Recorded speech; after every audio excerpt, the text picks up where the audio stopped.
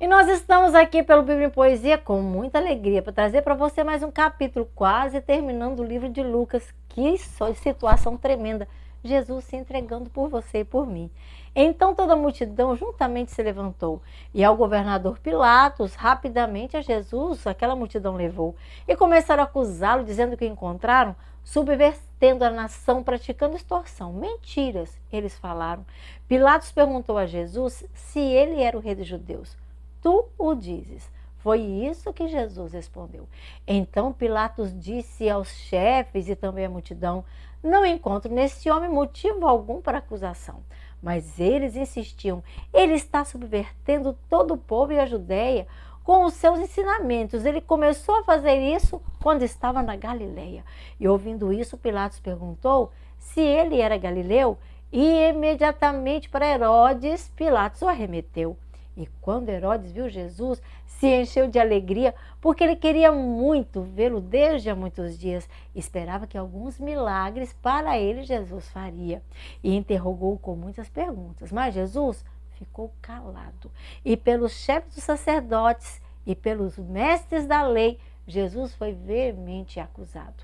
Então Herodes e seus soldados dele ridicularizaram, vestiram-no com um manto esplêndido e dele muito zombaram. E depois para Pilatos de volta o enviaram. Herodes e Pilatos, que até então eram inimigos, por causa desse incidente tornaram-se como os melhores amigos.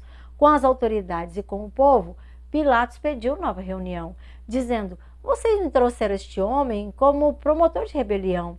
Eu examinei na presença de vocês e não encontro base para essa acusação. E nem Herodes encontrou motivo, pois de volta ele nos mandou. Como vocês podem ver, a morte ele não está a merecer. Pilatos desta forma falou: eu sou obrigado a soltar um preso, e é Jesus que eu soltarei. Mas antes disso eu tenho um plano. Cuidadosamente o castigarei. E a uma só voz gritaram aquelas pessoas iradas: solta-nos Barrabás! No cárcere eles haviam lançado por ser assassino e não promotor da paz. Desejando soltar Jesus, Pilatos dirigiu-se a eles novamente, mas eles mais alto gritaram, falaram, continuaram: crucificam, crucificam imediatamente. E pela terceira vez ele lhes falou: mas por quê? Que crime ele cometeu? Não encontro nada digno de morte. Vou castigá-lo, vou soltá-lo. Mas a multidão prevaleceu. Pediu insistentemente que Jesus fosse crucificado. Então Pilatos decidiu fazer o que era solicitado, libertando o homem Barrabás, que na prisão havia sido lançado por crime de insurreição, também por assassinato. Aqueles que o haviam pedido, à sua vontade, foi Jesus entregado. Simão, o sirineu, chegava do campo, e os soldados o agarraram, e a cruz de Jesus em suas costas, sem temor, eles colocaram. E um grande número de pessoas, uma multidão o seguia. Mulheres o lamentavam, murmuravam e choravam. Pena dele elas sentiam. E Jesus voltou-se e disse: escutem, filhos de Jerusalém, não precisam chorar por mim, chorem por vocês e por seus filhos, a quem vocês querem bem. Porque chegará a hora em que tristemente vocês dirão: os ventres que nunca geraram, os seios que nunca amamentaram, mais felizes do que nós, esses são. Então que as montanhas caiam e te cubram, é isso que vocês desejarão. Pois se fazem isso com a árvore que verde ainda está, imagina o que pode acontecer quando ela seca ficar. 2 homens criminosos também foram levados juntamente com Jesus para serem executados. E no lugar chamado Caveira, quando eles ali chegaram, com um criminoso à sua esquerda e outro à sua direita, à direita de Jesus, aqueles soldados os colocaram. Jesus disse: Pai, perdoa, eles não sabem o que estão fazendo. E eles dividiram suas roupas, jogo de sorte fazendo, e o povo ficou observando. As autoridades o ridicularizavam. Aos outros ele salvou, a si mesmo não salvou. Desta forma eles falavam. Os soldados, aproximando-se, também deles zombaram. Diziam: se você é rei dos judeus, salve seu próprio eu. Com ironia eles falaram, e bem acima da cabeça dele havia uma inscrição: este é o rei dos judeus. Eles escreveram essa noção. E um dos criminosos pendurados também ergueu a sua voz. Ah, se és filho de Deus, salva-te a ti mesmo e salva também a nós. Mas o outro criminoso, a este primeiro repreendeu. Nem estando em uma sentença, você não teme a Deus? Nós muito temos pecado, mas este homem mal nenhum cometeu.